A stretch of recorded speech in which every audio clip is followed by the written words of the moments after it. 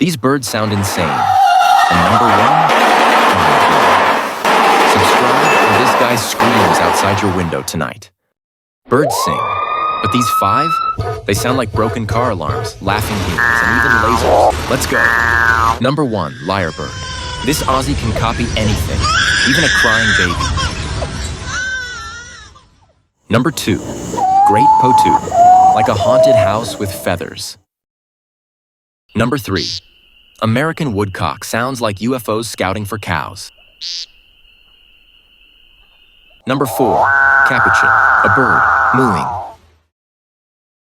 Number five, kakapo.